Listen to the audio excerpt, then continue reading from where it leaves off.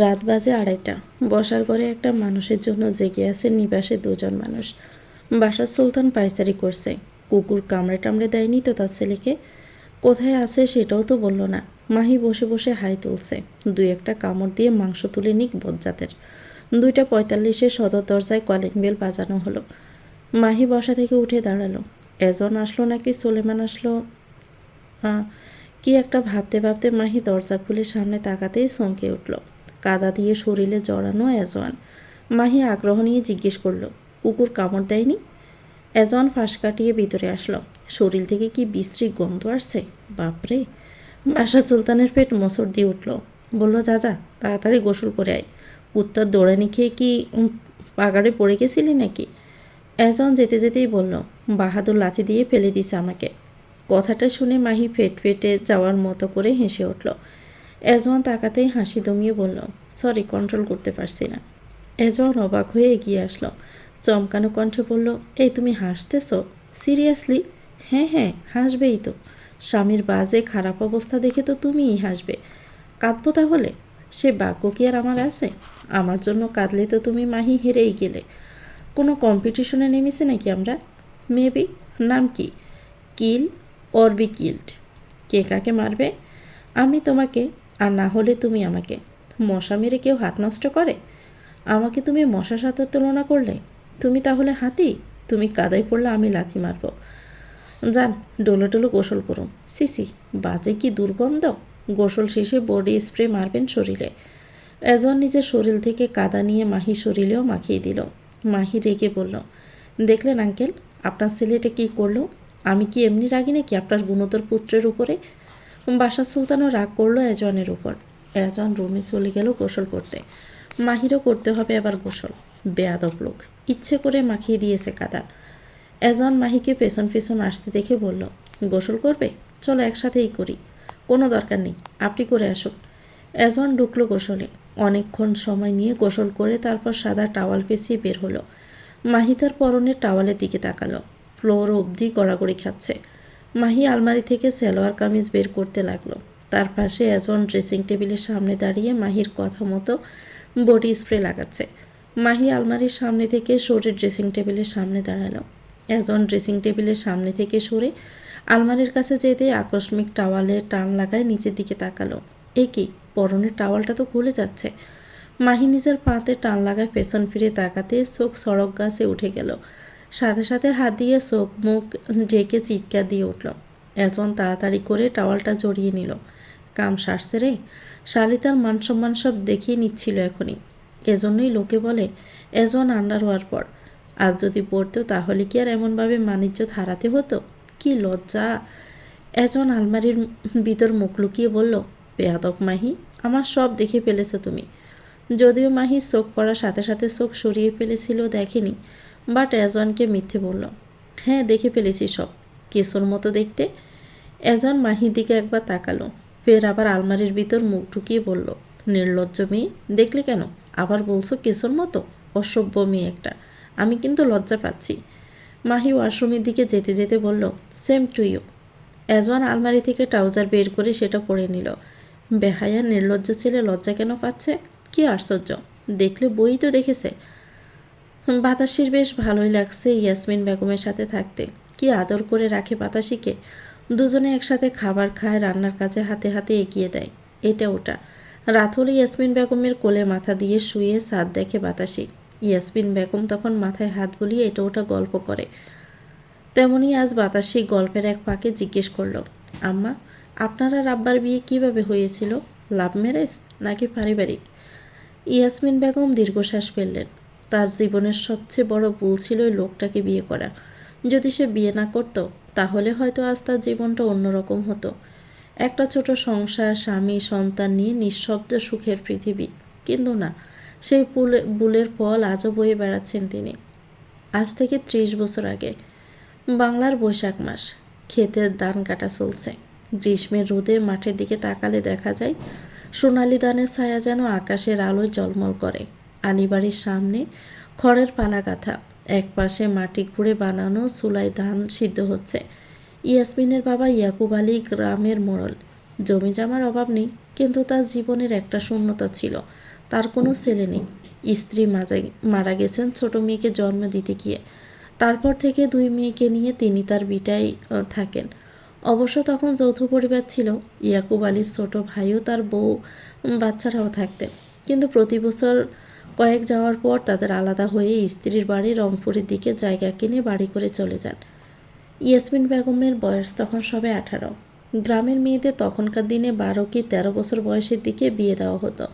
সেই তুলনায় ইয়াসমিনের বয়স তখন একটু বেশিই ছিল। মেয়ে বিয়ে দিচ্ছেন না বলে ইয়াকুব আলীকে প্রায় কথা শুনতে হতো। বেশ বড় বড় ভালো ঘর থেকে বিয়ের সম্বন্ধ আসতো, কিন্তু ইয়াকুব আলী প্রতিবার মানা করে দিতেন। তিনি চেয়েছিলেন কোনো মা বাবাহীন ছেলের সাথে বড় মেয়ের বিয়ে দিতে, কারণ ইয়াকুব আলীর ছেলে নেই। তার এত বিশাল সম্পত্তি তার মেয়েরাই পাবে। ইয়াকুব আলী মেয়ের জন্য পাত্র খুঁজছিলেন, কিন্তু মনের মতো পাচ্ছিলেন না। তিনি চাইতেন এমন একজন মানুষ যে একা, যার পিছনে শ্বশুরবাড়ির জটিলতা নেই, যেন মেয়েটা এই ভিটাতেই থাকে, চোখের সামনে থাকে, কিন্তু তেমন পাত্র পাওয়া সহজ হচ্ছে না। একদিন খবর এলো ঢাকা থেকে এক নতুন শিক্ষক এসেছেন, ইংরেজি পড়াবেন। নাম রফিকুল ইসলাম। চশমা পরা, পরিপাটি পোশাক, গলায় নরম গলা। গ্রামের মানুষের চোখে সে একেবারে শহুরে ভদ্রলোক। ইয়াসমিন প্রথমে তাকে দেখেছিল স্কুলের উঠোনে, সকালে অ্যাসেম্বলির সময়। তারপর দেখলো তাদের বাড়িতে। শহর থেকে এসেছে স্কুলে পড়াতে, কিন্তু থাকার জায়গা নেই। ইয়াকুব আলী তাকে নিজের বাড়িতে আনলেন। দক্ষিণ দিকে টিনের ঘরে থাকার ব্যবস্থা করলেন। থাকার ব্যবস্থা তো হলো, কিন্তু খাবে কি? ইয়াকুব আলী সেটারও ব্যবস্থা করে দিলেন। খাবারটা তারাই দিতে লাগলেন। এক প্রকার অতিথির মতো আপ্যায়ন শুরু হলো। সেই দিক দিয়ে ইয়াসমিন বেগমের টুকটাক কথাবার্তা হতো রফিকুলের সাথে খাবার খেতে ঢাকার সময়। রফিকুল অল্প কিছুদিনের মধ্যেই যেন অতিথি থেকে ইয়াসমিনদের খুব কাছের একজন হয়ে যায়। তাদের বিপদে আপদে এগিয়ে আসে, সাহায্য করে। ইয়াকুব আলী কি মনে করে যেন তখন ভাবলেন, ছেলেটা তো ভালোই, একা থাকে, বাবা মা নেই, ইয়াসমিনের জন্য মন্দ হবে না। গ্রামের মাতাব্বর থেকে এ বিষয়ে পরামর্শ চাইলে তারাও সায় দিল। বলল, শহরের ছেলে চাকরি করে, মা বাবা নেই, ফিস ওঠানো নেই, বিয়ে দিলে ছেলে এ বাড়িতেই থাকবে, এমন পাত্র আর মিলবে না। এরপর একদিন এই বিয়ের বিষয় নিয়ে খোলামেলা বললেন ইয়াকুব আলী রফিকুলের সাথে। রফিকুল সব শুনে জানালো তার ইয়াসমিনকে বিয়ে করতে কোনো আপত্তি নেই। তাছাড়া তার মা বাবা কেউ নেই, একাই থাকে। এখন আপনজন বলতে আলী পরিবারই। এই গ্রামের শান্ত পরিবেশেই তাদের সাথে থাকতে চায় সে। বিয়েটা বেশ ধুমধাম করেই হলো। ইয়াসমিন বিয়ের কিছুদিন পর আবিষ্কার করলো এক অচেনা রফিকুলকে। বিয়ের কয়েক মাস পর রফিকুল বারবার ঢাকায় যেতে শুরু করলো, কখনো অফিসের অজুহাতে, কখনো নাকি মামাতো ভাইয়ের অসুখ। কিন্তু বিয়েতে তো তাদের কাউকেই ইয়াসমিন দেখল না। রফিকুল 1 সপ্তাহ 1.5 সপ্তাহ করেই থেকে আসতো, আর ফিরে আসার পরে প্রায় ক্লান্ত, বিরক্ত, রেগে থাকতো। ইয়াসমিন তখন অন্তঃসত্ত্বা। সে বুঝতে পারছিল কিছু একটা ঠিক নেই, কিন্তু মুখে কিছু বলতো না। ইয়াসমিন বেগম ভেবেছিল বাচ্চা জন্মের পর হয়তো সব ঠিক হয়ে যাবে, কিন্তু কিছুই ঠিক হয়নি। ছেলে হওয়ার 1.5 বছর পর পরই হঠাৎ একদিন এক মহিলা এসে হাজির হলো আলীবাড়িতে। কোলে দুধের বাচ্চা নিয়ে বলল, আমি রফিকুল ইসলামের বউ, আর এই আমার ছেলে। আমি শুনেছি ও এখানে আবার বিয়ে করেছে। আলীবাড়ির উঠোনে যেন বজ্রপাত হলো। ইয়াসমিন স্তব্ধ। ইয়াকুব আলী মাটিতে বসে পড়লেন। রফিকুল বলল, তার মা বাবা কেউ নেই, অথচ আজ জানা গেল তারা বেঁচে আছে, তার বউ বাচ্চা আছে।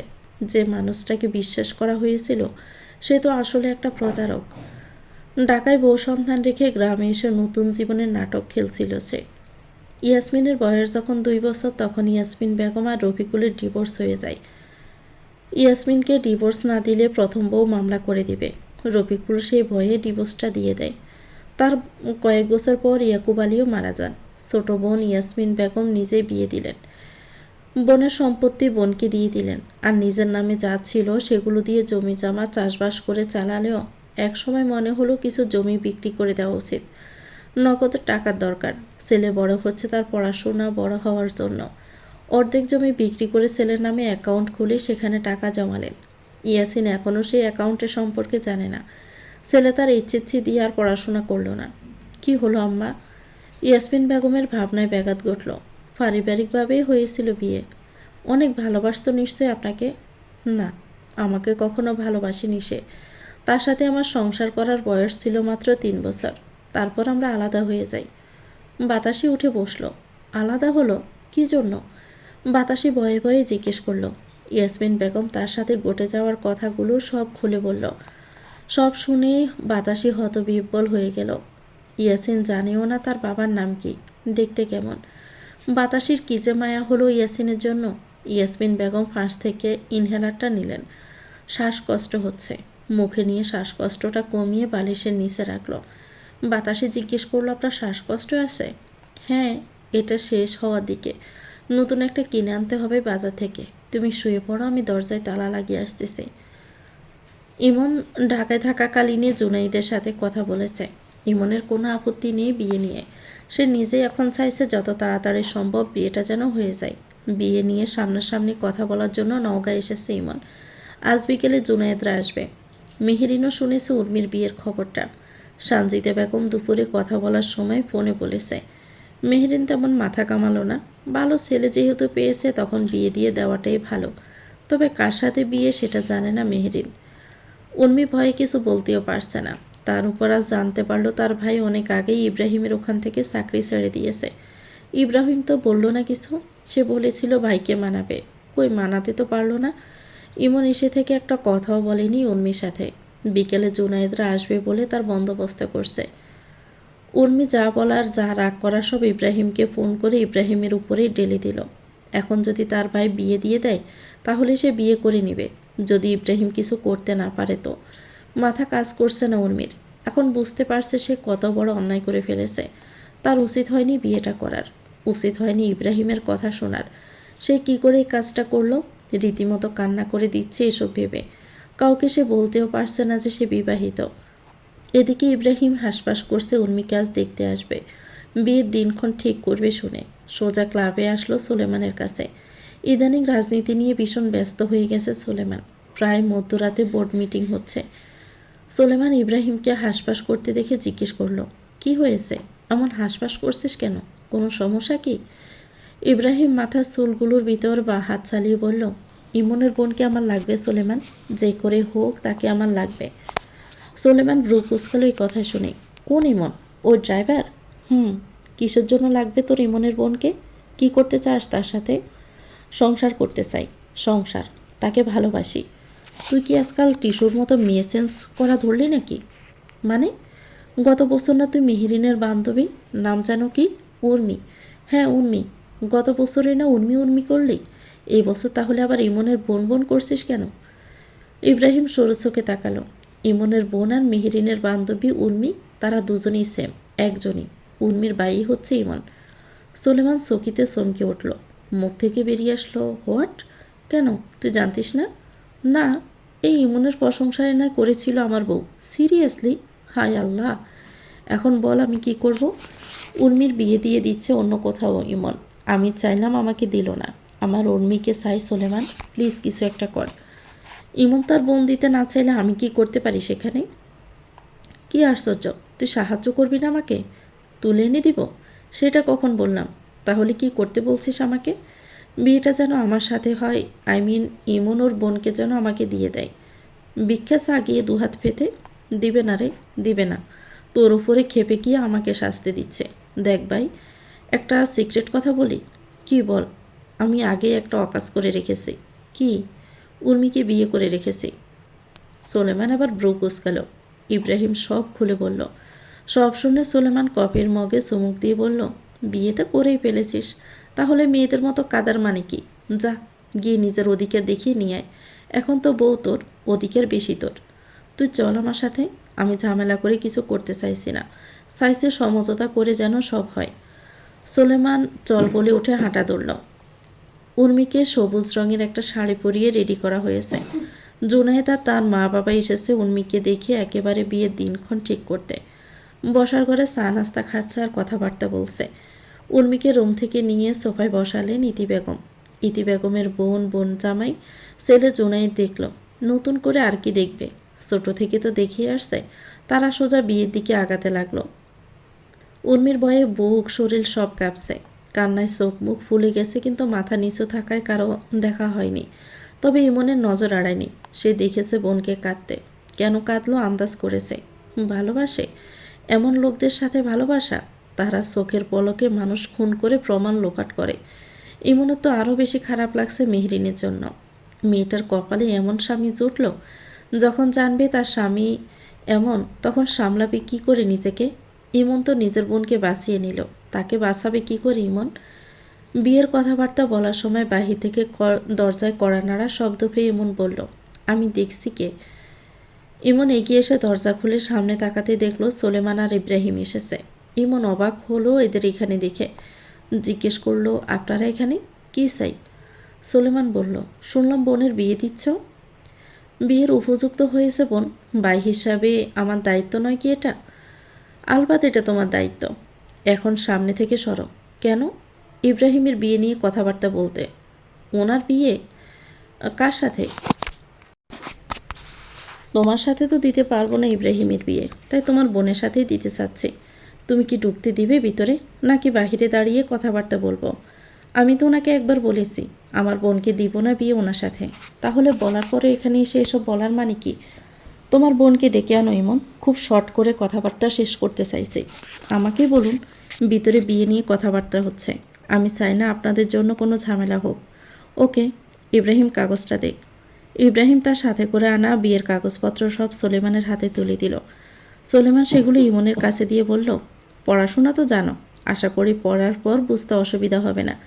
একজন বিবাহিত মেয়েকে দ্বিতীয়বার অন্য কোথাও বিয়ে দেওয়া দণ্ডনীয় অপরাধ।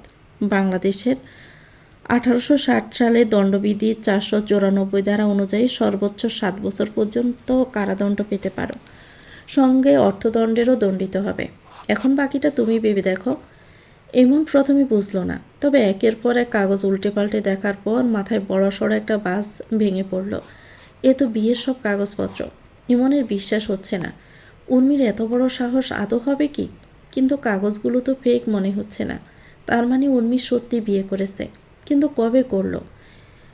কি করে করতে পারলো এটা উর্মি? এত বড় প্রতারণা! ইমন রুমের ভিতরে ঢুকে কাগজগুলো টেবিলের উপর রেখে উর্মির কাছে জিজ্ঞেস করলো, কি এসব? তুই বিয়ে করে নিয়েছিলি? এটা সত্যি? বল, সত্যি নাকি মিথ্যে? সোলেমান ইব্রাহিম ভিতরে ঢুকে আসলো। ইব্রাহিম উর্মিকে শাড়িতে বসে থাকতে দেখে রাগ করলো। দেখতে এসেছে বলে শাড়ি টাড়ি পরে আসতে হবে নাকি? ভাইয়ের প্রতিটা কথায় উর্মি কেঁপে উঠল। এতদিন ভাবিনি এমন একটা দিন তার আসবে। সে ভুল করেছে, খুব বড় একটা ভুল করেছে। এর জন্য যা শাস্তি দেয় ভাই, তাই মাথা পেতে নিবে উর্মি। উর্মি সোজা ভাইয়ের পা জড়িয়ে কেঁদে উঠল। আমার অন্যায় হয়ে গেছে ভাই, আমার ভুল হয়ে গেছে। তুমি যা শাস্তি দিবা আমি মাথা পেতে নিব। উর্মি ইমনের বিশ্বাস ভেঙে দিল আজ। সত্যি বিয়ে করেছে তাদেরকে না জানিয়ে, লুকিয়ে গোপনে। এই দিন দেখার জন্য ইমন ছুটে চলেছিল পাহাড় সমান দায়িত্বের ভার নিয়ে। তাদের শিক্ষায় কি তাহলে কোনো কমতি ছিল? ইতি বেগম এখনও কিছু বুঝে উঠতে পারেনি। ইমনকে জিজ্ঞেস করলে ইমন সব জানালো। ইতি বেগম সবার সামনে উর্মিকে দুটো চড় মারল।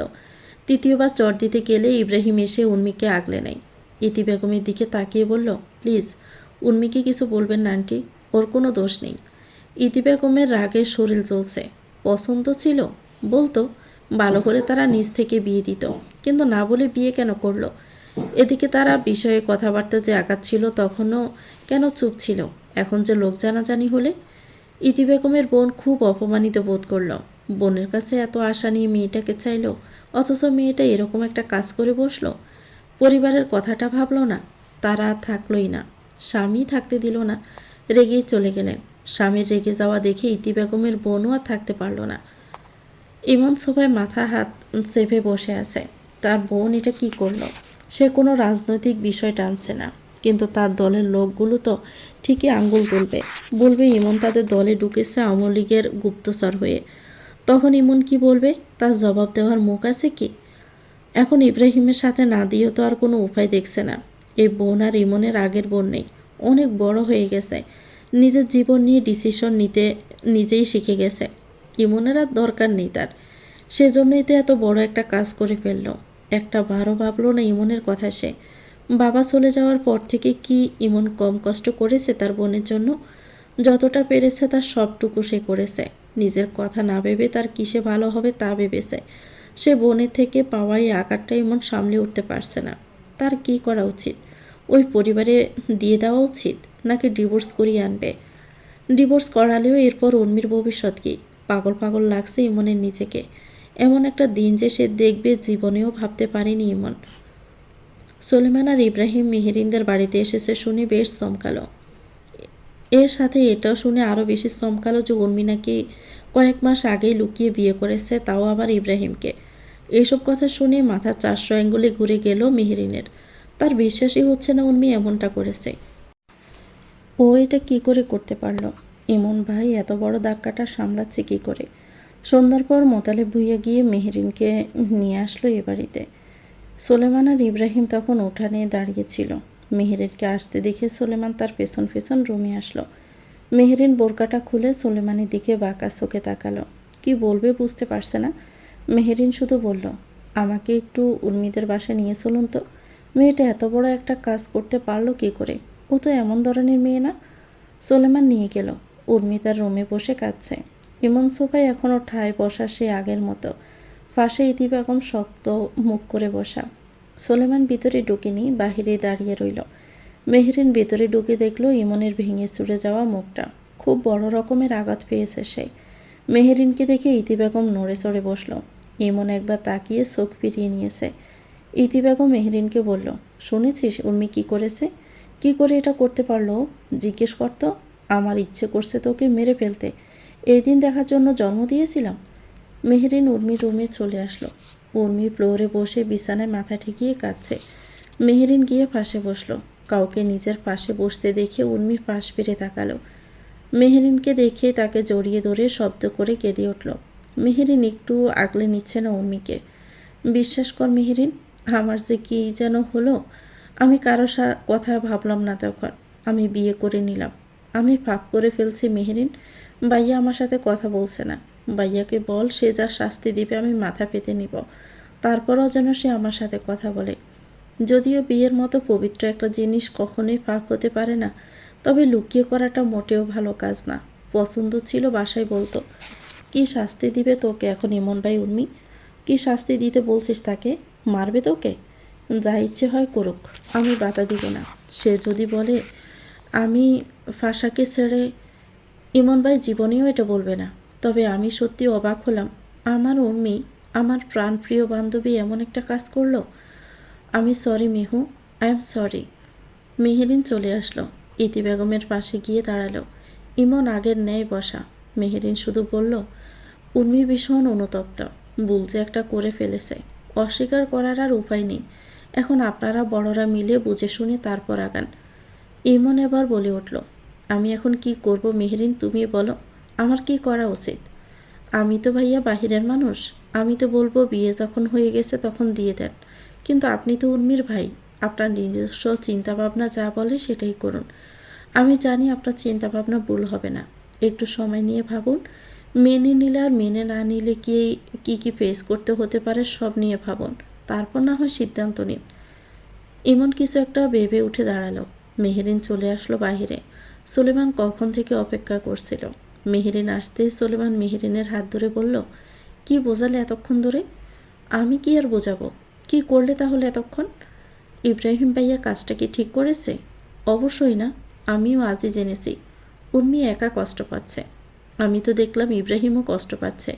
কি সমস্যা তাদের বিয়েটা মেনে নিলে বুঝলাম না তো। রাজনীতি করা লোকজন কি সংসার করে না? আমি কি করছি না? আমরা করছি সংসার। কি করছি না? ও হ্যাঁ করছি তো। 364 দিন দুদেশে থেকে 365 দিনের দিন সাক্ষাৎ হয়। এত বড় মিথ্যে এলিগেশন আমার নামে? Very bad. আচ্ছা আচ্ছা চলুন। বাসায় চলে আসলো মেহেরিন আর সুলেমান। ইব্রাহিম মুখিয়ে ছিল তাদের ফেরার। ফিরে আসতে ইব্রাহিম অস্থির হয়ে জিজ্ঞেস করলো, কি বলল তারা? সুলেমান বলল, আমি ভিতরে যাইনি, মেহেরিন গিয়েছিল। শালা মেয়র হয়ে এমন মাইগা কাজ কীভাবে করতে পারলি তুই? বিয়ে কেউ এভাবে করে? বুকের পাটা কি চুপসে গিয়েছিল? ইমন তো আমাকে দিতেই চাইছিল না তার বোনকে। সেজন্য আমি ভেবেছিলাম এটা করলে উর্মিকে আমার থেকে আর আলাদা করা অসম্ভব। আমি কি কোনো পাপ করেছি? তুমি বলো মেহরিন। মেহরিন তাকালো ইব্রাহিমের দিকে। বিয়ে কখনো পাপ হতে পারে না ভাইয়া। যেহেতু পাপ না বিয়ে করা, সেহেতু কেন আমি লুকিয়ে করব বিয়ে? ভাইয়া মানছিল না। আমার পরিবার ছিল, আপনাদের পরিবার ছিল, তারা এসে বোঝালে ভাইয়া অবশ্যই বুঝতো। কিন্তু আপনি আর উর্মি এটা কি করে বসলেন? আপনি তো অনেক বড়, একটু তো ভেবে দেখতেন এটার জন্য ফিউচারে কি ফেস করতে হতে পারে। প্রেম ভালোবাসায় মানুষের হিতাহিত জ্ঞান লোপ পায় মেহেরিন। এখন ইমনকে বলো তার বোনটাকে যেন দিয়ে দেয়। আমি কষ্টে রাখবো না, ইমনের চেয়েও ভালোভাবে রাখার চেষ্টা করব।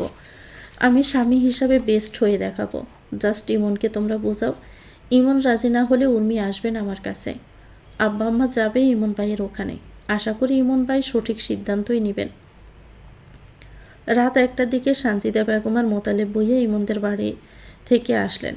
অনেক আলাপ আলোচনা হলো ইমনের সাথে তাদের। পরিশেষে তারা একটা সিদ্ধান্তে এসে পৌঁছালো যে বিয়ে যেহেতু করেই ফেলেছে, ফিরিয়ে না আনা সম্ভব না। ডিভোর্সি মেয়েদের সমাজ ভালো চোখে দেখে না। নতুন করে আবার বিয়ে দিয়ে দেওয়া উচিত ইব্রাহিমের সাথে, যেহেতু ওই বিয়ের সময় তারা কেউ ছিল না। ইমন তার সামর্থ্যের মধ্যে যতটুকু করতে পারে ততটুকু করে বিয়ে দিয়ে দিবে বলল।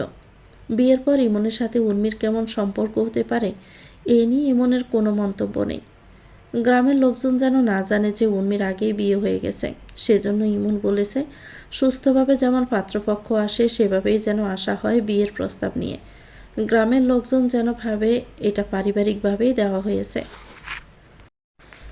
সুলতানপুর থেকে দুপুরের দিকে আফিয়া সুলতান, আমিরুল সুলতান, আনোয়ার সুলতান আর রুমাইসা আসবে অলঙ্কারপুর। সুলেমান আসতে বলেছে।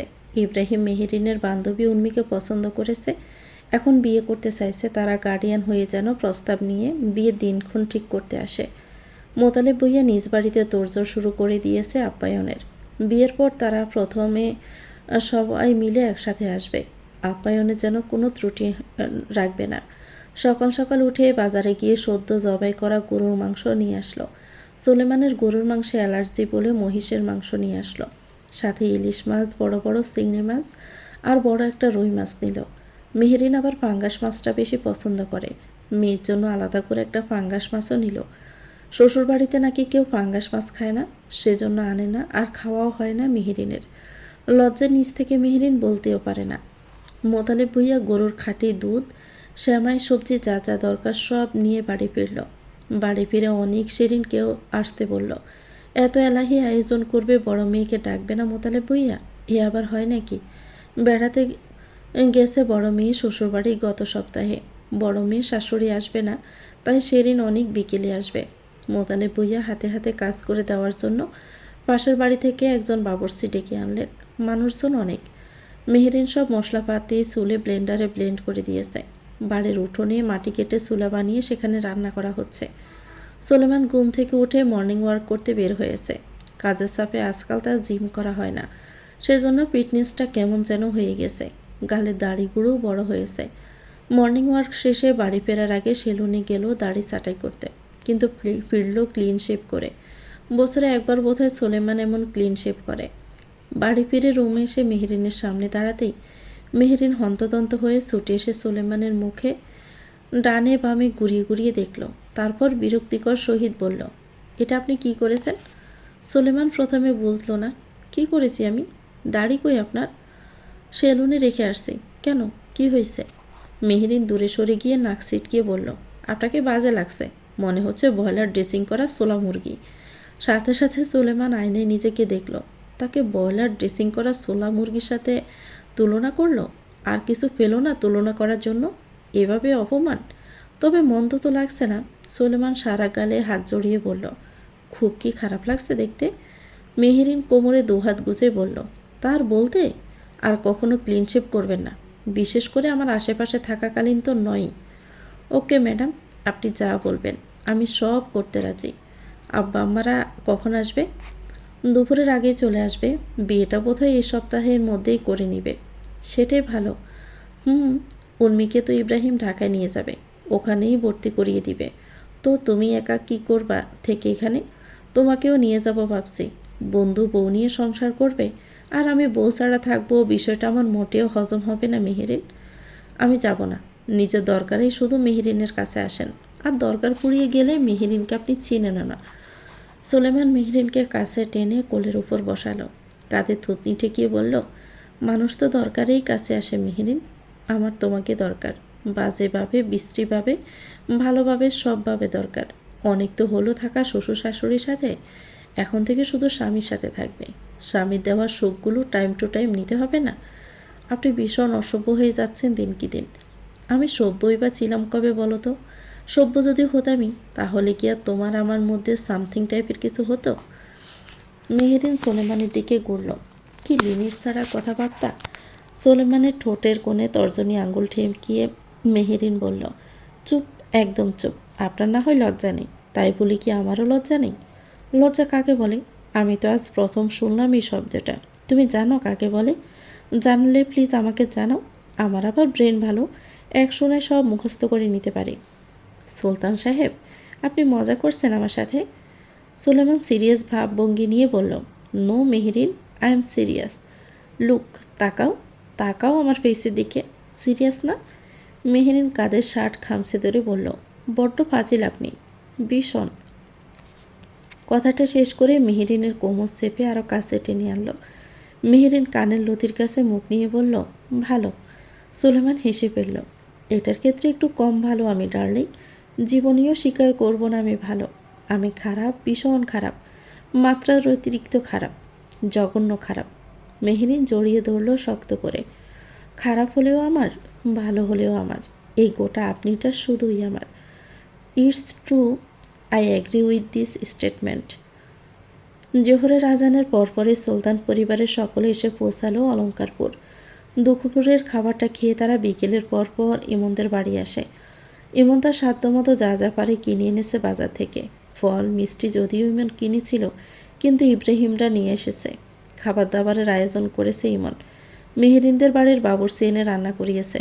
ইমন বলেও বোনের দিকে তাকায় না, কথাও বলে না, যেন উর্মি নামের এই বাড়িতে একটা জলজান্ত মানুষ আছে সে জানে না। উর্মিকে তারা দেখলো। দেখা শেষে আমিরুল সুলতান বলল, এ সপ্তাহে বিয়ের কাজটা সেরে ফেলতে চাই। ইমনের কি মতামত? ইমন কথাটা শুনে কিছুটা থম মেরে থাকলো। এই সপ্তাহে বিয়ে? কি রেখে কি করবে সে?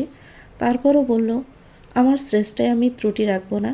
আপনাদের বাড়ির বউ যখন নিতে চাইবেন আমি দিতে বাধ্য। তাহলে শুক্রবার বিয়ে, আজ থেকে 3 দিন পর। বিয়ের আয়োজনটা তাহলে কমিউনিটি সেন্টারে করি?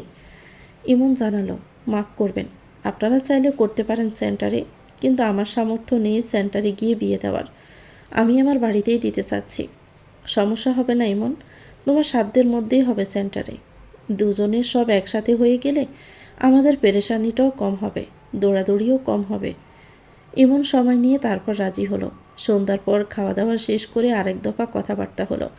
ইমন জিজ্ঞেস করলো তাদের কোনো দেনা পাওয়ার বিষয় আছে কিনা। তখন সুলেমান আর চুপ থাকতে পারল না।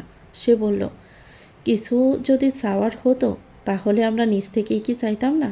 আমরা যেটা চেয়েছি শুধু সেটা দিলেই হবে। তোমার বোনকে চেয়েছি ভাইয়ের জন্য, এর বাহিরে আমাদের কিছু চাওয়ার নেই। এখন তুমি যদি নিজ থেকে 10 কোটি টাকা দিতে চাও তাহলে দিতেই পারো, আমাদের কোনো সমস্যা নেই নিতে। দিবে? একটা মার্সিডিজ কিনতাম। ইব্রাহিম বাহু চেপে ধরল, ফিস ফিস করে বলল, আমার বিয়ে ভাঙলে তোর মাথার উপরে ঠাটা পড়বে শুলু, থাম তুই। আমিরুল সুলতান সুলেমানকে থামিয়ে দিয়ে বলল, দেখো বাবা, আমরা কেমন পরিবার সেটা তো জানো। মেহেরিনকে আমার ছেলের বউ করেছি, আমরা কিচ্ছু নেইনি, তোমাদের কলিজাকে নিচ্ছি, এটাই তো আমাদের জন্য অনেক কিছু। তুমি বাবা দেনা পাওনার কথা তুলে আমাদেরকে ছোট করো না। আমরা এক কাপড়েই উর্মিকে নিতে চাই। এমন সম্মতি প্রকাশ করল। আমিরুল সুলতান অলঙ্কারপুর গ্রামের পাশে থাকা রোকেয়া কমিউনিটি সেন্টারে কথাবার্তা ফাইনাল করলো। তাদের 3 দিনের জন্য লাগবে সেন্টারটা। ম্যানেজার জানালো সব ব্যবস্থা তারা করে রাখবে। রুমাইসা যখন শুনেছে ইব্রাহিমের বিয়ে তখন থেকে সে সব ঠিক করে রেখেছে। ভাইয়ের গায়ে হলুদে, বিয়েতে, বৌভাতে কী কী পড়বে, কোন গানে নাচবে সব। মেহরিন গালে হাত দিয়ে বসে বসে শুধু দেখছে। এ মেয়ে ভাইয়ের বিয়েতে এমন আত্মহারা হচ্ছে, তাহলে নিজের বিয়েতে করবেটা কি? ভাবছি ওনাকে বলে তোমার বিয়েটাও দিয়ে দিই বাবু, স্বামীর সংসার করার বয়স এটা তোমার। রুমাইসা পেছন ফিরে তাকালো। আমি রাজি আছি মেহুবাবি, আমারও ইচ্ছে দুমদাম করে নাচতে নাচতে বিয়েতে বসার। প্লিজ ভাইকে বলে দিয়ে দাও না, তাহলে দোয়া করে দিব যাতে খুব শীঘ্রই ফুফু ডাক শুনতে পারি। প্রেমে ট্রেমে পড়লে নাকি আপু? রুমাইসা দুহাত দিয়ে মুখ ঢেকে বলল, কী যে বলো না তুমি, যাও ভাইয়ের কাছে যাও। মেহেরিন শব্দ করেই হেসে ফেলল। যাওয়ার সময় বলে গেল, ননদের লক্ষণ তো ভালো দেখছি না, হিসেবে গরমিল পাচ্ছি। মেহেরিন চলে যেতে রুমাইসা দরজা আটকে দিয়ে দুহাত মেলে দিয়ে গেয়ে উঠল, প্রেমে পড়েছে মন, প্রেমে পড়েছে। অচেনা এক মানুষ আমায় পাগল করেছে গো ভাবি, পাগল করেছে। রুমেসা ফোনটা নিয়ে অনলাইনে সিলেক্ট করা 3টা ড্রেসের ছবি পাঠালো তরুণকে, সাথে লিখে পাঠালো মানাবে আমাকে। মিনিট 2-1 মাঝে রিপ্লাই আসলো, কোনো উৎসব আছে নাকি? হ্যাঁ, ইব্রাহিম ভাইয়ের বিয়ে। মেয়র সাহেবের বিয়ে? কার সাথে? বাবির ফ্রেন্ডের সাথে। ও আচ্ছা, তোমার 3টে ভাই কেমন লুকিয়ে চুরিয়ে বিয়ে করে নিল? তোমরা কি মানুষ দাওয়াত দিতে ভয় পাও নাকি? জনগণ বোধহয় এখনও জানে না তারা বিবাহিত। ডোন্ট ওয়ারি, আমার বিয়েতে পুরো এলাকা দাওয়াত দেওয়া হবে, সাথে আপনাকেও। তূর্ণ চমকালো, এই আমাকে দাওয়াত দিবে মানে? ওমা, দিব না দাওয়াত? আপনি আমার এত পছন্দের। ফিউচার জামাকে বলছো দাওয়াত দিবা নিজের বিয়েতে? মেরে বালি চাপা দিব। হয়েছে, ফিল্মি ডায়ালগ বাদ দিয়ে বলুন, এগুলো পড়লে সুন্দর লাগবে? অবশ্যই দারুণ লাগবে, তবে হাতাটা ছোট। বড় হাতা থাকলে সেগুলো দেখো। শাড়ি টাড়ি যাই পরো ডেকে ডুকে পড়বে, অন্য মানুষ যেন অপ্রাসঙ্গিক কিছু না দেখে। মনে থাকবে তো? জি স্যার, মনে থাকবে। এখন বলুন, কি ওটা? ওটা কি? আপনার মাথা। তূর্ণ শব্দ করেই হাসল, হাসতে হাসতে বলল, ডিয়ার এমপির বোন, আই লাভ ইউ। রুমাইসা হেসে ফেলল। মেয়র সাহেবের বিয়ে হবে শুনল মাহি। হুট করে এমন খবর পাওয়া একটু চমকালো অবশ্য। এত তাড়াতাড়ি বিয়ে? বুঝলো হয়তো আগে থেকে পছন্দ ছিল। এজন জানালো তারা যাবে বিয়েতে। মাহির বিয়ের জন্য যা যা কেনা দরকার এজন শপিং মলে নিয়ে গিয়ে কিনে দিবে। মাহি যেন রেডি হয়ে থাকে। মাহি সাদা চিকেন কাপড়ের চুড়িদার পরে অপেক্ষা করছে এজওয়ানের। এজন স্টাডি রুম থেকে ক্লান্ত শরীরে ল্যাপটপ হাতে নিয়ে রুমে প্রবেশ করলো। ওয়াশরুমে ঢুকে চোখে মুখে পানি ঝাপটা দিল। শরীর হাত চলে না। এই একটা প্রজেক্ট শেষ করতে করতে এজওয়ানের চোখের নিচে কালি পড়ে যাওয়ার উপক্রম হয়েছে। এই প্রজেক্ট সময়ের আগে শেষ করতে না পারলে বিপদ। এজন একটা লেদার জ্যাকেট গায়ে দিয়ে বলল, চলো তরিকুলের বেটি, আটা ময়দা কিনতে যাই তোমার। মাহি বিরক্ত হলো আটা ময়দা শুনে। আগে আগে হেঁটে গাড়িতে এসে বসলো। এজন বাইকের দিকে একবার তাকিয়ে গাড়িতে উঠল। শালা জিন্দিগি, এ বাঙ্গুর দেশে এজন তার ইচ্ছে মতো বাইকও চালাতে পারে না। জ্যাম শালার পুতেরা মিনিটে মিনিটে লাগে। অস্ট্রেলিয়া হলে প্লেনের গতিতে চালিয়ে যেত। বসুন্ধরা শপিং মলে এসে মাহি লেহেঙ্গা 3 পিস গাউন কিনল। এজন আশা করেছিল মাহি শাড়ি নেবে, কিন্তু না, মাহি নিল না শাড়ি। শাড়িতে কি অ্যালার্জি নাকি এ মেয়ের? তার আনা শাড়িটা কই আছে? ফেলে দিছে নাকি? কেনাকাটা শেষে এজন নিজের জন্য জ্যাকেট গেঞ্জি কিনল। মাহি বলল, পাঞ্জাবি কিনতেন একটা। এজন জবাব দিল, পাঞ্জাবি ভদ্রলোকদের পোশাক তরিকুলের বেটি, আর আমি তো অভদ্র, আমার সাথে এসব মানাবে না। যা আমি জীবনে পড়িনি তা ভবিষ্যতেও পরব না। জীবনে পাঞ্জাবি পরেনি এ ছেলে? তার বাপ ভাই 14 গোষ্ঠীতে পাঞ্জাবিই পরে। এ ছেলে এত আলাদা কেন সবার থেকে? গাড়িতে বসতে বসতে মাহি প্রশ্ন করল, আপনি কি তাহলে মসজিদে নামাজ পড়তে গেলেও এসব পড়ে যান? এজন গাড়ি চালাতে চালাতে বলল, জীবনে মসজিদের বারান্দাতেও পা রাখিনি। মাহি বড়সড়ভাবে চমকে উঠল, কি বলছে কি এ লোক? জীবনে মসজিদে যায়নি? এখন এটা বলবেন না যে জীবনে নামাজ পড়েননি? আসলেই পড়িনি আমি জীবনে নামাজ। মাহি তার এক্সপ্রেশন লুকিয়ে রাখতে পারল না, চমকে ওঠার মতো করে বলে উঠল, কি? এজন গম্ভীর মুখে বলল, হ্যাঁ, আমাকে জানতে আসলে আরও অবাক হবে তরিকুলের বেটি, তাই জানতে এসো না আমাকে আর। আপনি আদৌ নামাজ পড়তে জানেন তো? এজনের সহজ সরল স্বীকারোক্তি, জানি না পড়তে, কোনো সূরা পারি না। কোনো ওয়াক্তে কত রাকাত নামাজ তাও আমি জানি না। রোজাও রাখিনি জীবনে। সিসি, কি সহজ সরল স্বীকারোক্তি। আপনি আদৌ মুসলিম তো? আব্বা যেতে ধরে মুসলিম যখন করাইছে তখন তো মুসলিমে। 4 কালেমা পারেন? না। আমপারা কোরআন শরীফ? কি বোকা প্রশ্ন করল মাহি। যে 4 কালেমা পড়ে না সে আমপারা কোরআন শরীফ পারবে কি করে? তাহলে আপনি কিসের মুসলিম? নামাজ পড়েন না, রোজা রাখেন না, কালেমা পারেন না? বাপের গোষ্ঠী যেহেতু মুসলিম সেহেতু আমাকেও মুসলিমই ধরা হবে। শিখেননি কেন এসব? নিজেকে সময় দিতে দিতে স্রষ্টাকে আর সময় দেওয়া হয়নি আমার। এটা তো পরিবার থেকেই শেখানো হয়। যে বয়সে শেখানো হয় সেই বয়সে আমি পাইনি আমার পরিবারকে, তাই আমিও আর এসব শিখিনি। বড় হওয়ার পর শিখলেন না কেন? কেউ বলেনি শিখতে। নবী রাসূল কয়টা জানেন তো? কি আশ্চর্য, বললাম তো বেসিকটাই জানি না। সেখানে ভিতরের তথ্য আমি কিভাবে জানবো? এভাবে খোঁচানোর মানে কি? সিহ, আপনার মতো নাস্তিকের সাথে আমি সংসার করছি কিভাবে? হায় আল্লাহ, আমি নাস্তিক? নাস্তিক হলাম কিভাবে? আমি কখনো বলেছি আমি স্রষ্টাকে মানি না? বলেছি? কাজকর্ম দেখে তো সে হিসেবে মনে হচ্ছে, মানুষ হিসেবে তো দেখছি আপনি। ভীষণ জঘন্য তরিকুলের বেটি। সংসার করা যায় না, তাই না? সংসার আসলেই করা যায় না আপনার সাথে। তাহলে কি তরিকুলের বেটি তুমি আমার কাছে ডিভোর্স চাও? নিঃসন্দেহে চাই। আগেও চেয়েছি, আজও চাচ্ছি, ইন ফিউচারও চাইব। আপনি দিয়ে দিন। এজন কিছুক্ষণ ভেবে বলল, ওকে ফাইন, আমি তোমাকে ডিভোর্স দিব, তবে একটা শর্তে। কি বলুন? আমি একটা প্রশ্ন করব, তুমি যদি 5 সেকেন্ডে উত্তর দিতে পারো তাহলে আমি তোমাকে ডিভোর্স দিয়ে দিব। কোন প্রশ্ন? সিম্পল প্রশ্ন, ক্যালকুলেশন ছাড়াই উত্তর দেওয়া যাবে তেমন। আইকিউ লেভেলটা জাস্ট ভালো হতে হবে। আচ্ছা তাহলে করুন প্রশ্ন। আমি ডিভোর্সটা চাই, আর আমার আইকিউ লেভেল সম্পর্কে আপনার কোনো ধারণা নেই। ওমা তাই? 150 নাকি? তেমনই। আচ্ছা তাহলে বলো, তোমার শাশুড়ির স্বামীর ছেলের বউয়ের মেয়ের বাপের মায়ের স্বামীর ছেলের বাবার ছেলের না ছেলে তোমার কি? Your time start now. একজন গুনতে লাগলো 1 2। মাহি প্রশ্নটা মনে করতে করতেই দেখলো একজন 5 বলে ফেলবে এখন। প্রশ্নে যখন এত ছেলে শব্দটা আছে তখন উত্তর ছেলেই হবে, কিন্তু কার ছেলে হবে? মাহি আন্দাজে বলে ফেলল, ছেলে। একজন জিজ্ঞেস করলো, কার ছেলে? আমার আমার ছেলে। একজন লম্বা করে একটা শ্বাস ছাড়ল। হয়েছে উত্তর। একজন গাড়ি চালাতে চালাতে বলল, এখন যদি তুমি তরিকুলের বেটি পিঙ্ক কালারের বিষ খেয়েও আমাকে ব্ল্যাকমেল করো, তারপরও আমার থেকে ডিভোর্স তুমি আর পাবা না। সুযোগ দিয়েছিলাম ডিভোর্স পাওয়ার, অথচ তোমার আইকিউ লেভেল তো দেখছি 150-এর জায়গায় -0। এই আইকিউ লেভেল নিয়ে এজওয়ান সুলতানের সাথে তুমি টক্কর নাও? তোমাকে 1 হাটে কিনে 100 হাটে বিক্রি করা এজওয়ান সুলতান আমি। সো স্যাড লাগছে তোমার জন্য। ইস, কত বড় একটা সুযোগ তুমি খুইয়ে ফেললে। এই আফসোসে তোমার এখন কচু গাছের সাথে ফাঁসি দিয়ে মরে যাওয়া উচিত।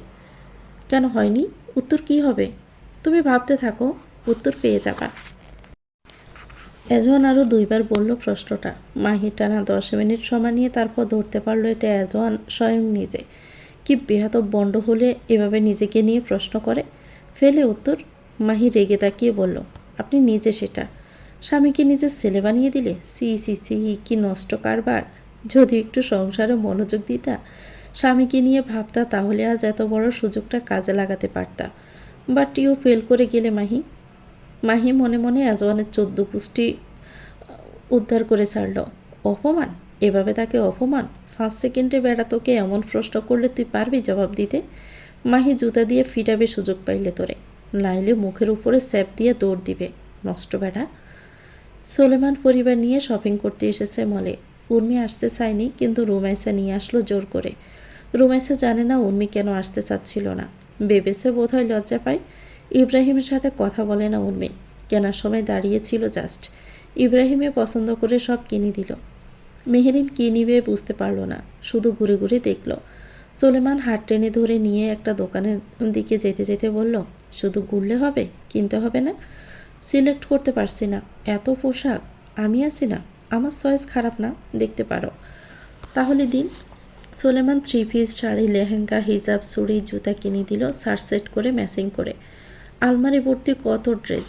ভেবেছিল শুধু বিয়ের দিনের জন্য কিনবে মেহেরিন, কিন্তু না, তার সুলতান সাহেব ডাবল করে কিনে দিল। কেনাকাটা শেষে রাতে ডিনার করে তারা প্রথমে উর্মিকে তার বাসায় দিয়ে তারপর সুলতান বিলায় চলে আসলো। উর্মিকে বাসায় দিয়ে আসার সময় ইব্রাহিম ইতি বেগমের সামনে দাঁড়িয়ে মাথা নত করে বলে এসেছে, ভুলের সাজা কতকাল পেতে হবে আন্টি? ছেলে মেয়ে ভুল করলে বাবা মা ক্ষমা করে দেয়। আমরা কি করলে ক্ষমা পাবো বলুন? তাই করব। ইতি বেগম শুধু বলল, ভুলের ক্ষমা হয় বাবা, অন্যায়ের না। তোমার উপর আমার কোনো রাগ নেই, তুমি তো পরের ছেলে, তোমাকে আমি কি দোষ দিব? নিজের পেটের মেয়েরই তো যত দোষ। উল্টোটা করলে হয় না আন্টি? নিজের পেটের মেয়ে, সেজন্য ক্ষমা করে দেন উর্মিকে। আমি পরের ছেলে, আমাকে ক্ষমা করা লাগবে না। ইতি বেগম আর কিচ্ছু বলেনি। ইব্রাহিম হতাশ হয়ে চলে আসলো। উর্মি আশেপাশে তাকালো ভাইকে দেখার জন্য। পেল না ভাইয়ের ছায়াটাও অবধি। তার ভাই রাগে না সহজে, কিন্তু যখন রাগে সে রাগ হিমালয়ের পাহাড়কেও অতিক্রম করে যায়। গায়ে হলুদের আগের দিন সকালে এজওয়ান, মাহি, বাসাত সুলতান আর ইয়াসিন রওনা দেয় ঢাকা থেকে নওগাঁর উদ্দেশ্যে। এসে পৌঁছায় বিকালে। তারা সবাই এখন রোকেয়া কমিউনিটি সেন্টারে। ইমনরাও এসেছে। উর্মিকে পার্লারে নিয়ে যাওয়া হয়েছে। মাহি রুমাইসা নিয়ে গিয়েছে। সোলেমান মেহেরিনকে যেতে মানা করেছে। কি প্রোডাক্ট ইউজ করাবে মুখে, পরে মুখটাই নষ্ট হয়ে যাবে। সাজার দরকার নেই গর্জিয়াস হয়ে, রুমেই সাজুক। মেহেরিন তপ্ত শ্বাস ফেলল এই কথা শুনে। সে যে আট পরে শাড়ি পরতে পারে না। সুলেমান রুমে দরজা লক করে সোফায় বসে ল্যাপটপে কাজ করছে। মেহেরিনকে শাড়ি হাতে নিয়ে দাঁড়িয়ে থাকতে দেখে ব্রুনাসি জিজ্ঞেস করলো, সমস্যা কি, রেডি হচ্ছ না কেন? মেহেরিন শাড়ি দেখিয়ে বলল, আমি আট পরে শাড়ি পরতে পারি না। আমি থাকতে চিন্তা কিসের তোমার? যাও পেটিকোট ব্লাউজ পরে আসো। মেহেরিন তাই করলো। পেটিকোট ব্লাউজ পরে উপর দিয়ে ওড়না চড়িয়ে বের হলো। সুলেমান শাড়িটা নিয়ে এগিয়ে এসে সূক্ষ্মভাবে পরাতে লাগলো। কি চমৎকারভাবে শাড়ি পরাতে পারে উনি। মেহেরিনকে সুলেমান দেখিয়ে দেখিয়ে বলছে কিভাবে কি করতে হয়। মেহেরিন শিখে নিচ্ছে।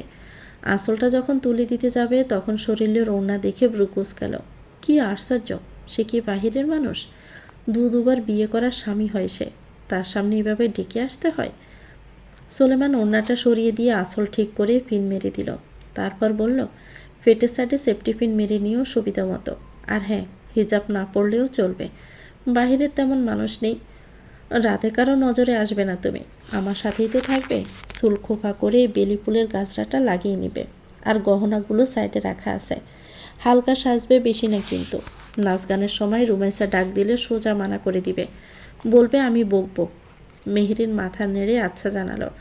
তারপর খুবই হালকাভাবে সেজে লম্বা চুলগুলো খোপা করে নিল।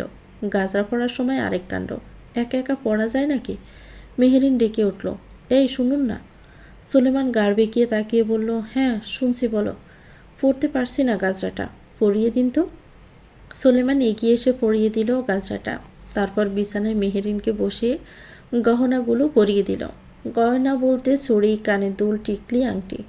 ফর্সা হাতে স্বর্ণের চুড়িগুলো দারুণ মানিয়েছে মেহেরিনের। পড়ানো শেষে মেহেরিন আয়নায় তাকিয়ে বলল, ভালো লাগছে? ভীষণ।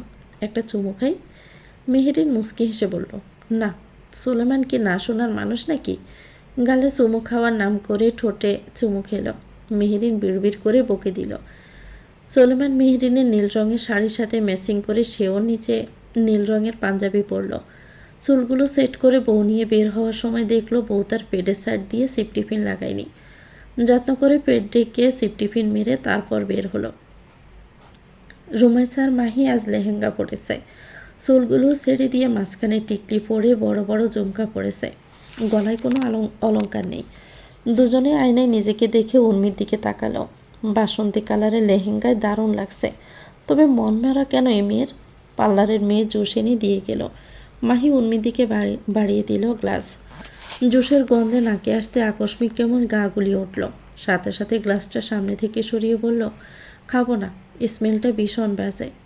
মাহি নাকের কাছে গ্লাস নিয়ে দেখলো, কই বাজে স্মেল, ঠিকই তো আছে। জুস খেয়ে তারা উর্মিকে নিয়ে সেন্টারের দিকে গেল।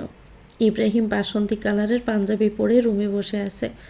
পাশেই বিছানায় আছোয়া হয়ে এজওয়ান ইব্রাহিমকে দেখে চলছে। এজওয়ান এখন ভাবছে, বিয়ে তো হচ্ছে, কিন্তু এখন ইব্রাহিম তার দেওয়া কথা মতো 1 মাসে ইমনকে মামু ডাক শোনাবে কি করে?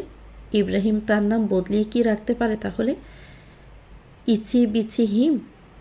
ইব্রাহিম ফোন স্কল করতে করতে এজওয়ানকে প্রশ্ন করলো, এই তুই রেডি হবি না?